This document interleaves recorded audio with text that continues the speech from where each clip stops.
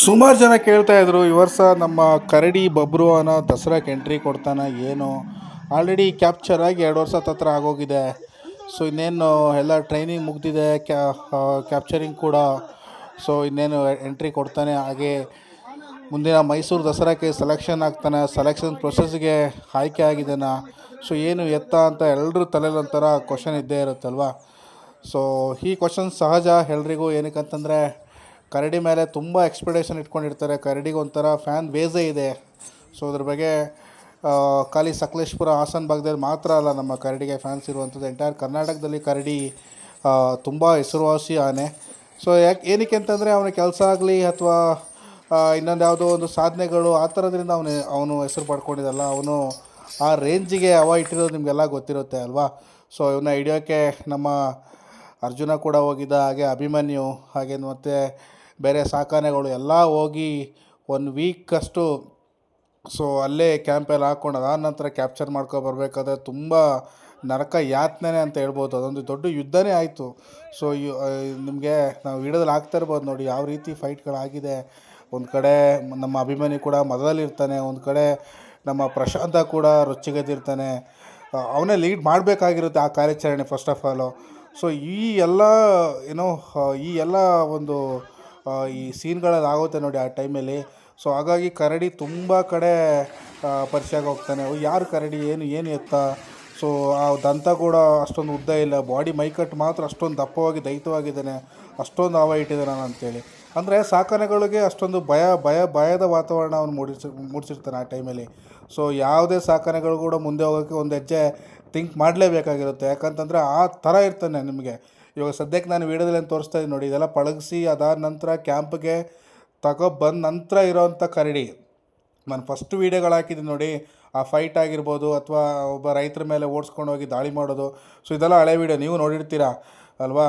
ಹಾಗೆ ಇವನ್ನ ಕ್ಯಾಪ್ಚರ್ ಮಾಡಬೇಕಾದ್ರೆ ತುಂಬಾ ಟಫ್ ಕಾರ್ಯಾಚರಣೆ ಅಂತ ಹೇಳ್ಬೋದು. ನಮ್ಮ ಅಭಿಮನ್ಯು ಮೊಗೆ ಕೊಟ್ಟು ಫೈಟ್ ಮಾಡಿದಂಥದ್ದು ಅದೇ ಲಾಸ್ಟ್ ಕಾರ್ಯಾಚರಣೆ. ಅದಾದ ನಂತರ ನಾರ್ಮಲ್ ಕಾರ್ಯಾಚರಣೆಗೆ ಎಂಟ್ರಿ ಕೊಟ್ಟಿದ್ದಷ್ಟೇ. ಸೊ ಸದ್ಯಕ್ಕೆ ಕರಡಿ ವಿಚಾರಕ್ಕೆ ಬರೋದಾದರೆ ಏನು ಈ ವರ್ಷ ದಸರಾಕ್ಕೆ ಸೆಲೆಕ್ಟ್ ಆಗ್ತಾನೆ ಏನು ಅಂತೇಳಿ ನನ್ನ ಪ್ರಕಾರ ಇವನು ಸೆಲೆಕ್ಟ್ ಆಗೋಲ್ಲ ಈ ವರ್ಷ ಅನ್ನೋದಕ್ಕಿಂತ ಇನ್ನೂ ಒಂದು 2-3 ವರ್ಷ ಇವನು ಸೆಲೆಕ್ಟ್ ಆಗೋಕ್ಕೆ ಚಾನ್ಸಸ್ಸೇ ಇಲ್ಲ.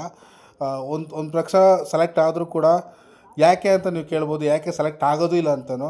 ಏನಕ್ಕಂದ್ರೆ ಅಷ್ಟು ಸುಲಭವಾಗಿ ಹೊಸ ಆನೆಗಳನ್ನ ಸದ್ಯಕ್ಕೆ ನಮ್ಮ ಮ್ಯಾನೇಜ್ಮೆಂಟ್ ಅವರು ದಸರಾ ಮಂಡಳಿ ಏನಿದ್ದಾರೆ ನೋಡಿ, ಈ ಆನೆಗಳನ್ನ ಆಯ್ಕೆ ಮಾಡ್ತಾರೆ ಅಧಿಕಾರಿಗಳು, ಸೆಲೆಕ್ಷನ್ ಮಾಡಲ್ಲ. ಸೊ ಇದು ನನ್ನ ಪ್ರಕಾರ ಹೇಳ್ತಾ ಇರುವಂಥದ್ದು. ಏನಕ್ಕಂತಂದರೆ ಆನೆಗಳಿನ್ನೂ ಟ್ರೈನಿಂಗ್ ಆಗಬೇಕು.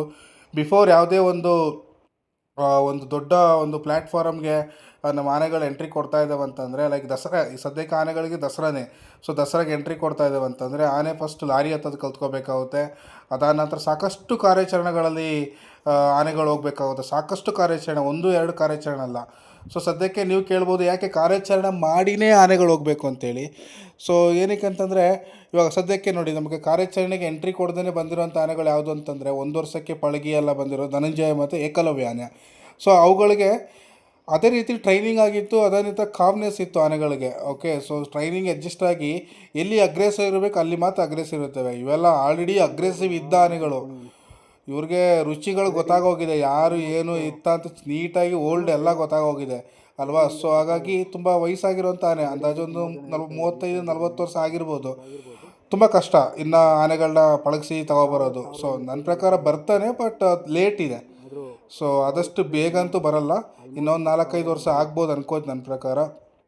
ಏನಕ್ಕಂದರೆ ಇವಾಗ ಟ್ರೈನಿಂಗ್ ಎಲ್ಲ ಅಡ್ಜಸ್ಟ್ ಆಗಿ ನಂತರ ದಾರಿ ಹೊತ್ತೋದಾಗಲಿ, ಸ್ವಲ್ಪ ಹುಲಿ ಕಾರ್ಯಾಚರಣೆ, ಈ ಆನೆ ಕಾರ್ಯಾಚರಣೆ, ಸೊ ಇಂಥದಕ್ಕೆಲ್ಲ ಪಾರ್ಟಿಸಿಪೇಟ್ ಮಾಡಿದ ನಂತರ ಜನರ ಪರಿಚಯ ಕೂಡ ಜಾಸ್ತಿ ಆಗುತ್ತೆ. ಅಂದರೆ ಜನರ ಜೊತೆ ಹೊಂದಾಣಿಕೆಯಲ್ಲಿ ಇರ್ತಾನೆ ಅವನು, ಅಡ್ಜಸ್ಟ್ ಮಾಡಿಕೊಂಡು.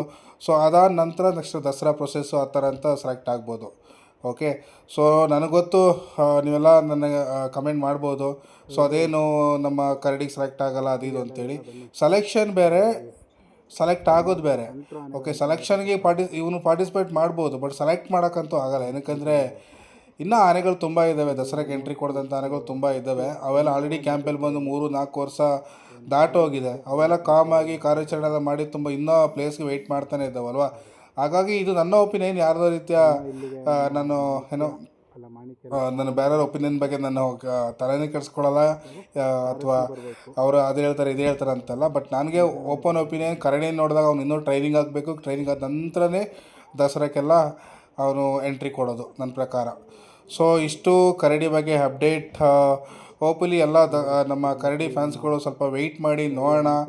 ಆದಷ್ಟು ಕಾಮಾಗಿ ಆನೆ, ನಮ್ಮ ಮನೇನು ಕರಡಿ, ಮಾವುತರು ಕೂಡ ಮಾತು, ಸೊ ಅವರು ಕೂಡ ಸನ್ನೆ, ಇದೆಲ್ಲನೂ ಕೂಡ ಚೆಂದ ಅಡ್ಜಸ್ಟ್ ಮಾಡಿಕೊಂಡು ಅವ್ರ ಆಜ್ಞೆ ಅಂತ ನಡೆದುಕೊಂಡ್ರೆ ಮಾತ್ರ ಈ ದಸರಾದೆಲ್ಲ ಕನಸು. ಇಲ್ಲಾಂತಂದರೆ ಕ್ಯಾಂಪೇಲೆ, ಜಸ್ಟ್ ನನ್ನ ಪ್ರಕಾರ ಕ್ಯಾಂಪೇಲೆ ಅಲ್ಲಿರುವ ಸಣ್ಣ ಪುಟ್ಟ ಕೆಲಸಗಳೆಲ್ಲ ಮಾಡಿಕೊಂಡು ಕಾರ್ಯಾಚರಣೆ ಹೋಗ್ಕೊಂಡು ಇರಬೇಕಾಗುತ್ತೆ ಅಲ್ವಾ.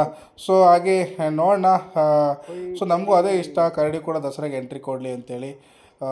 ತುಂಬ ರೀಸನ್ ಇರುತ್ತೆ ದಸರಾ ಸೆಲೆಕ್ಟ್ ಮಾಡ್ಬೇಕಂತ. ನಾನು ಸದ್ಯಕ್ಕೆ ಹೇಳ್ತಾ ಇದ್ದೀನಿ, ಈ ರೀಸನ್ಗಳು ಮಾತ್ರ ಅಲ್ಲ, ತುಂಬ ಒಂದು ಕ್ವಾಲಿಟೀಸನ್ನು ಚೆಕ್ ಮಾಡ್ತಾರೆ. ಆಯ್ಕೆಗಾರ ಬರ್ತಾರೆ ನೋಡಿ, ಕ್ಯಾಂಪ್ ವಿಸಿಟ್ ಮಾಡ್ತಾರೆ, ತುಂಬ ಥರ ಎಲ್ಲ ಥರದಲ್ಲಿ ರೌಂಡ್ ಪ್ಲ್ಯಾಟ್ಫಾರ್ಮ್ ಹಂಗೆ ನೋಡಿ ಅದಾದ ನಂತರ ಸೆಲೆಕ್ಟ್ ಮಾಡುವಂಥದ್ದು. ಹೋಪ್ಫುಲಿ ವಿಡಿಯೋ ಇಷ್ಟ ಆಗಿದೆ ಅನ್ಕೋತೀನಿ. ನಾನು ಇಲ್ಲಿ ಯಾರಿಗೂ ಬೇಜಾರು ಮಾಡಬೇಕಂತ ಈ ವಿಡಿಯೋ ಮಾಡ್ತಾಯಿಲ್ಲ. ಸದ್ಯಕ್ಕಿರೋ ಕಂಡೀಷನ್ ನಿಮಗೆ ಅಪ್ಡೇಟ್ ಮಾಡ್ತಾಯಿದ್ದೀನಿ. ಸೊ ಈ ಥರ ಪರಿಸ್ಥಿತಿ ಇರುತ್ತೆ ಕರಡಿ ಸೆಲೆಕ್ಟ್ ಆಗಬೇಕಾದ್ರೆ.